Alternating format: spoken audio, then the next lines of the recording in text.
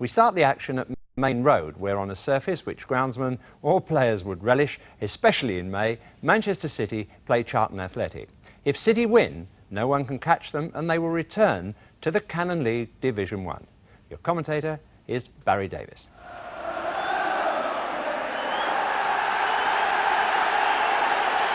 The aspirations of a season come down to the perspiration of the last 90 minutes.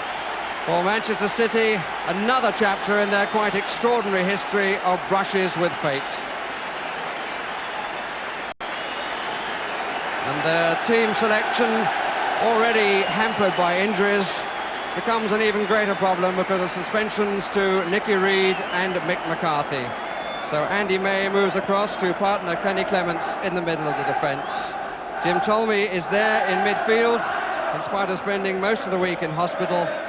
And Jim Melrose will carry his hamstring injury up front. No problems for Charlton Athletic.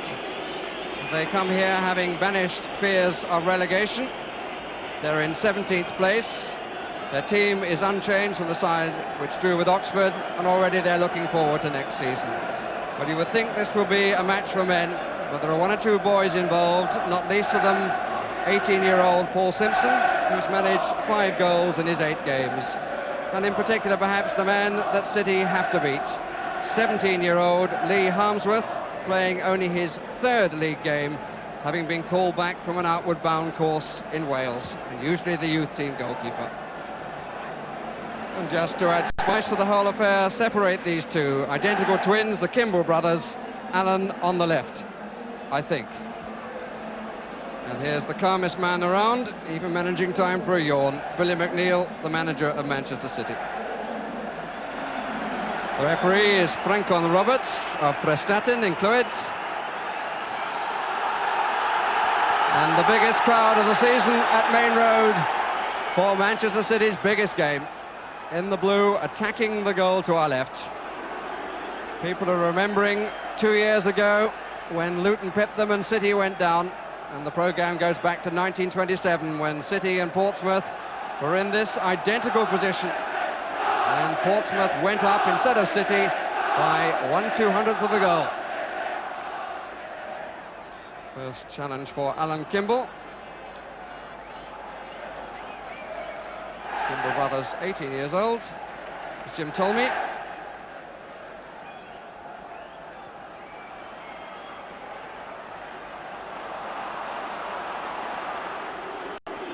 Problems for Mark Hazelwood, Charlton Athletic captain and player of the year.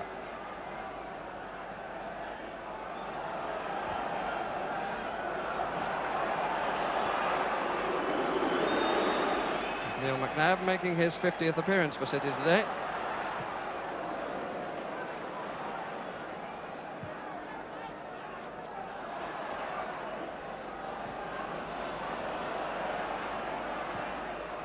Lee, one Kimball finds the other. Gary to Allen.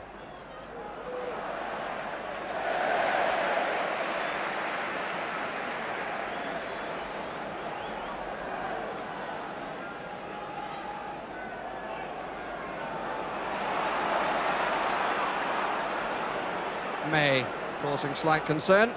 Clements. It's a very nervous start by City. Lomax.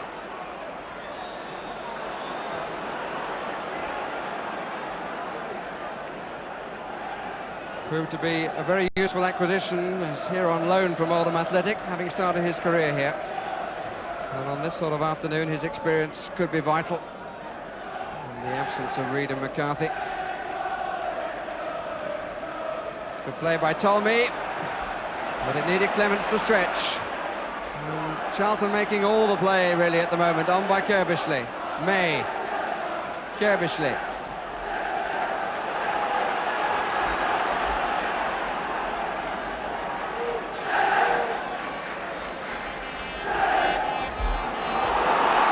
Melrose.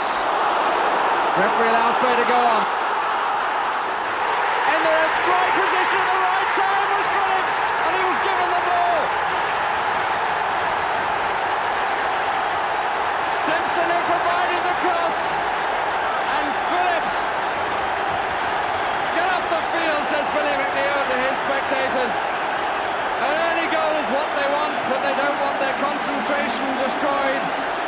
pitch invasion. The game's about 90 minutes and the manager is furious with the reaction of the crowd. And how right he is from all points of view. Simpson making the break on the left, and Phillips was waiting in the middle, totally unmarked. And Phillips scores his 11th goal of the season. 9 of the previous 10 have been in winning matches.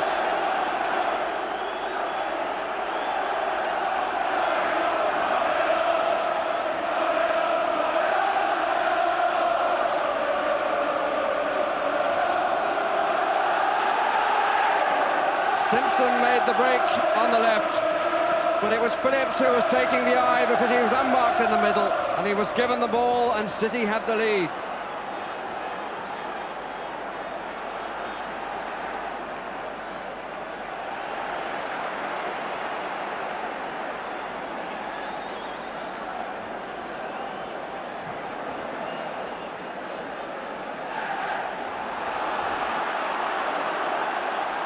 Phillips, Melrose, real chance for number 2. Good save by the youngster. Really did well because Jim Melrose was right in on him, stood his ground and got down very quickly. The shot, though, it has to be said, from Melrose's point of view, placed too close to the goalkeeper. Even so, the youngster did well.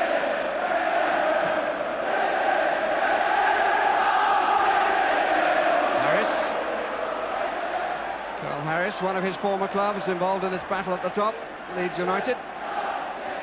Oh, he didn't look me! Still with the opportunity. Oh, amazingly Grit couldn't get it in. Brilliant cover on the post by Jeff Lomax. What a let-off for Manchester City.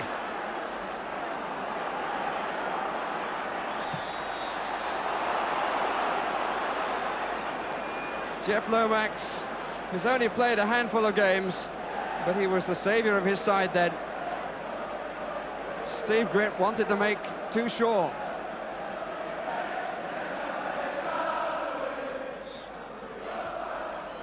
Hazelwood leaves it, Flanagan takes it.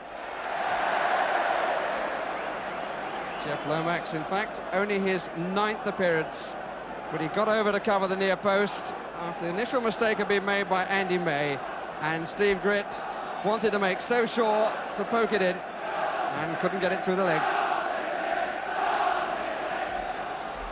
McNabb. May, nicely killed. And used. This 18-year-old has already become quite a favourite, and that was a poor challenge. The referee had no alternative really other than to get the free kick, although Power had gone on to get possession.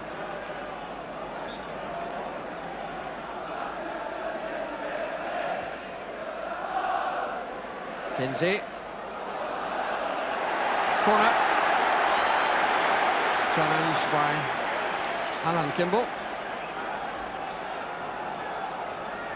It's easy when you can see the number.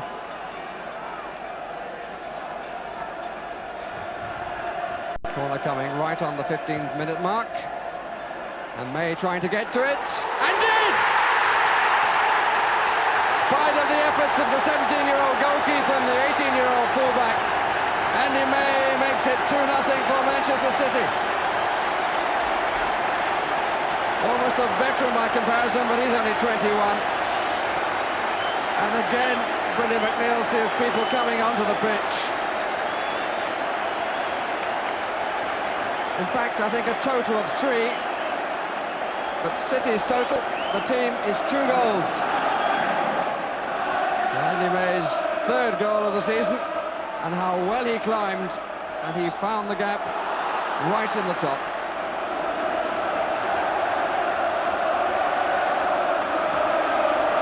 Confirmation of the position. 2 goals towards the First Division.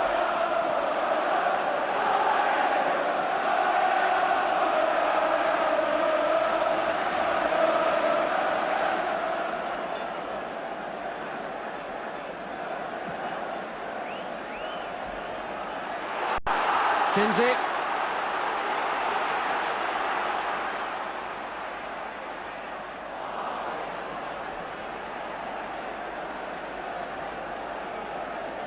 Paul Simpson involved in both goals, the cross from which Phillips scored and the corner from which May scored.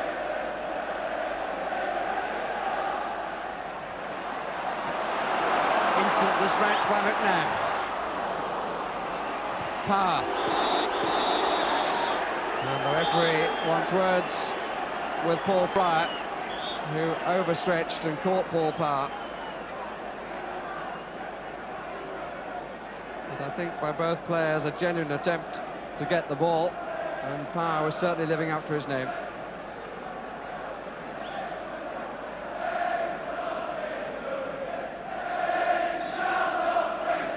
And the City captain none the worse for the incident. Phillips, Simpson!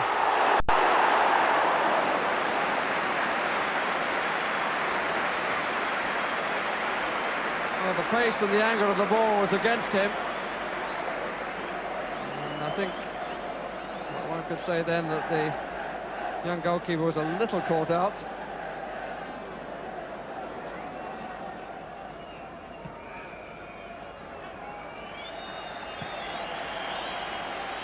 May.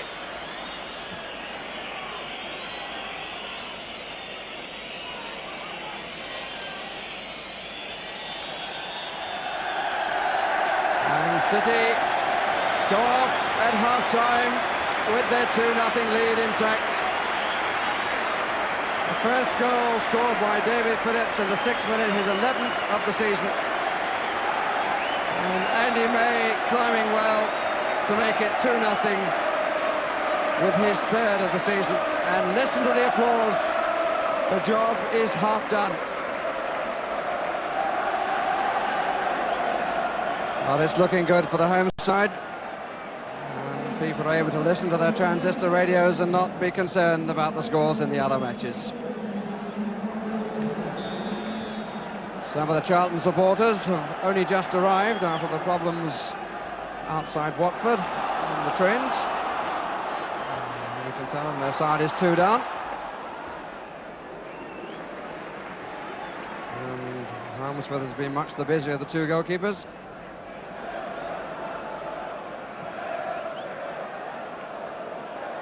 Power.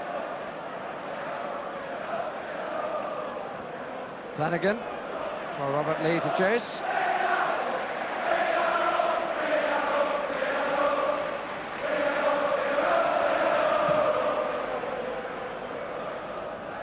Dowman. Charlton having the greater amount of possession. Flanagan. Lomax. Too tight for raw nerves. I think he's feeling it a bit at the moment, Billy McNeil. Simpson wants it. Fryer very quickly to him.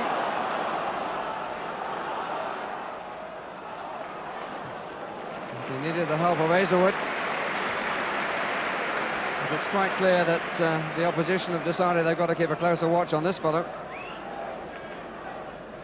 May. They've given him a bit of room here, though. Burrows!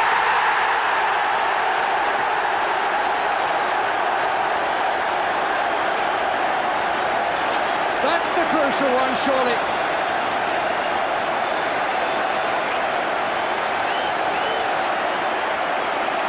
Ball hung in the air, but there was no challenge on Melrose as he made the header. Well, they won't admit it until the end, but inwardly they must feel that that is it. Gives them the breathing space that they needed. And as in the first half, the opening goal of the second half comes after a period of uncertainty by the home team.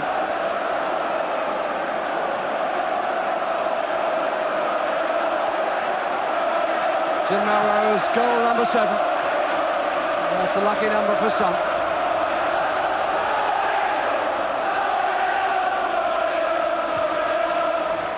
May. Simpson in the chase. That's four.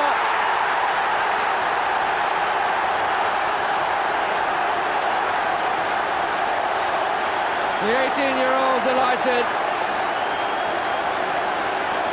but at this moment spares some sympathy for the young goalkeeper.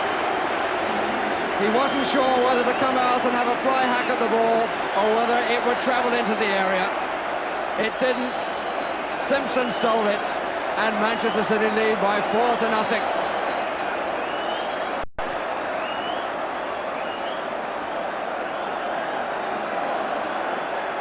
Nothing surely can stop them now. After 2 years in what for them is a wilderness of the second division. They cannot be there when United are in the first, that is absolutely for sure. And the Scotsman that they brought down from Celtic is taking them back where their supporters feel they belong. Good save by Williams. Shot came from Robert Lee. Keep going to the end is the shout from the man at the back. But you can hear what the crowd feel about it. All doubts have been swept away. Foul by Tolmie. 2 months ago, City led the second division by 6 points. And a sequence of just 2 points in 6 games, followed by a victory at Portsmouth. But then doubt again, held by Oldham here, lost at Notts County on Monday. But the scene has now changed and the skies are blue.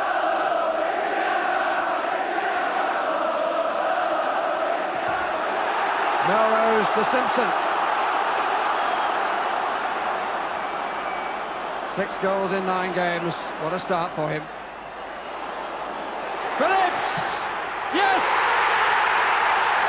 Another spectacular effort. How well was that £65,000 spent from Plymouth? Oh, he's loving every minute of it now. Poor lad, he had no chance with that one. The moment that Phillips came forward, one would have put a fair bit of money on it that the ball was going into the corner. He's scored some spectacular goals this season, including a couple which have won our Goal of the Month competition, and he really buried that one.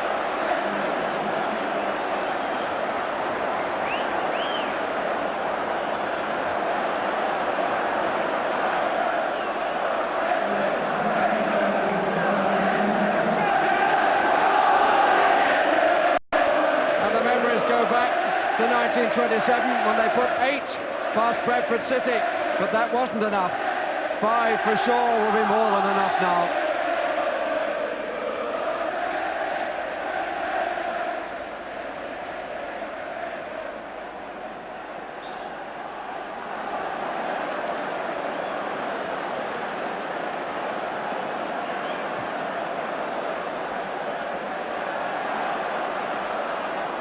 Dowman.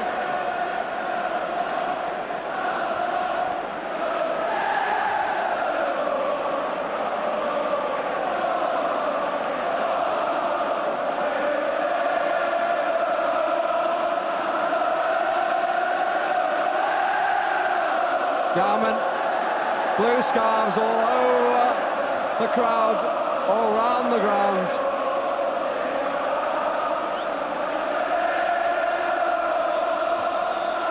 Grits cross.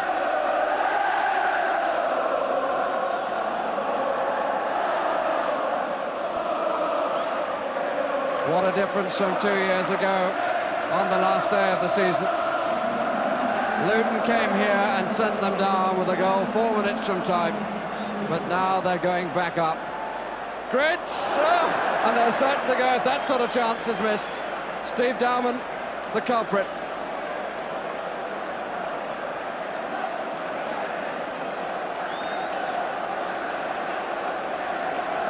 Would only in truth have been a consolation, but Dowman should have scored.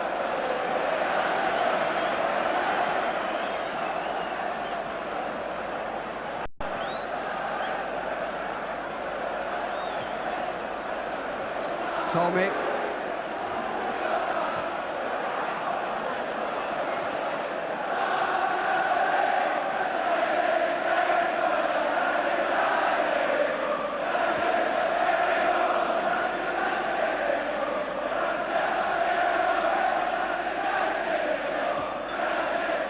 Hazelwood.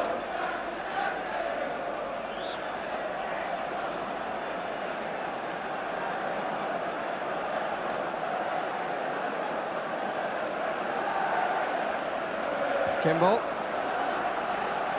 Lee. Good play by Robert Lee. Kerbishley. Oh! And he hit the post. Everything going Manchester City's way. They could have conceded 2 goals in the last 3 minutes. And they don't give a damn.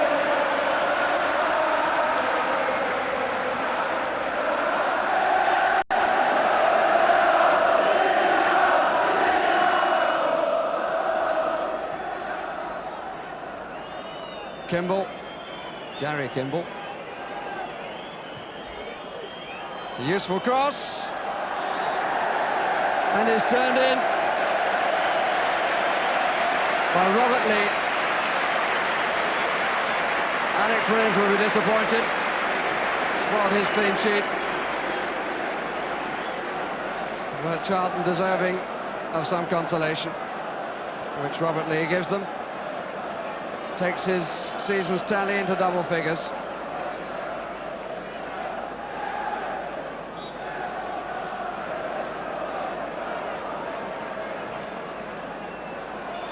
Clements.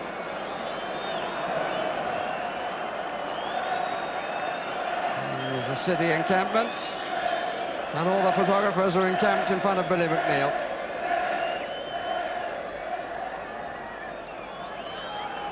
Once again, on the last day of the season, the opposition have scored a late goal, but this time it matters not a jot. City have 5 in the net and a place back in the First Division.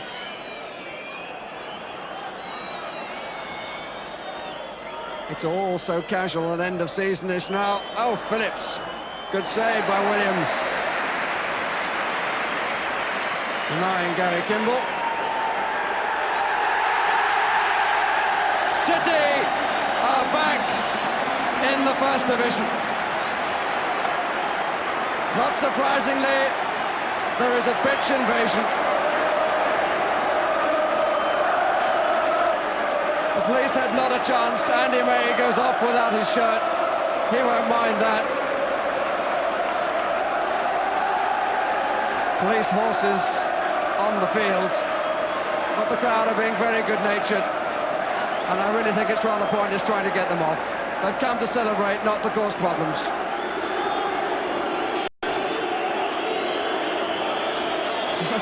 Paul Powers lost his shirt as well, and there are 1 or 2 faces of concern.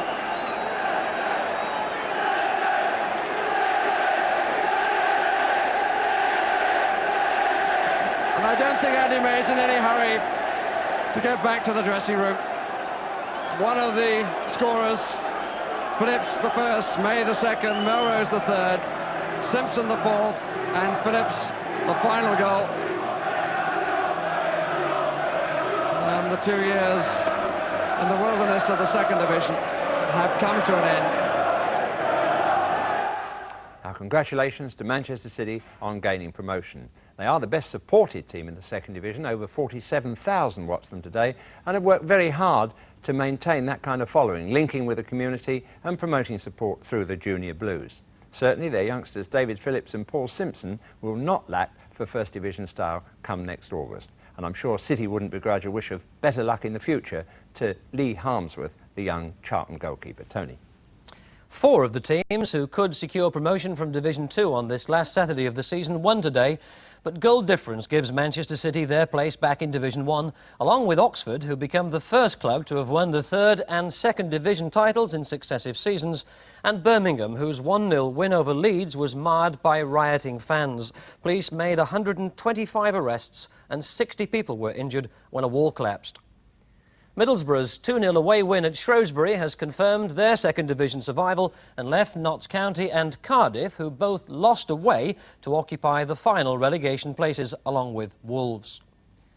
Millwall only needed a point to clinch promotion from Division 3, but they made certain, beating Plymouth 2-0 at the Den to climb above Hull into 2nd place. Bradford City had already been presented with their championship trophy before the outbreak of that terrible fire. At the bottom, proud Preston are relegated to Division 4 for the first time in their history, despite a 1-0 away win at York. Orient's goalless draw against Bournemouth wasn't good enough to prevent them going down 2 with Cambridge, but Swansea's 3-2 defeat of Bristol Rovers keeps their hope alive. 1 point from their last match will relegate Burnley and save them. Tonight it looks as if Norman Hunter is set to become the next manager of Bristol Rovers. The former Leeds and England defender, now coach at West Brom, is talking to Rovers about their vacancy. The promotion places in Division 4 were already filled by Chesterfield, Blackpool, Bury and Darlington before today's matches, while Halifax, Stockport, Northampton and Torquay must apply for re-election next season. But Southend saved themselves from that indignity by winning 1-0 against Torquay.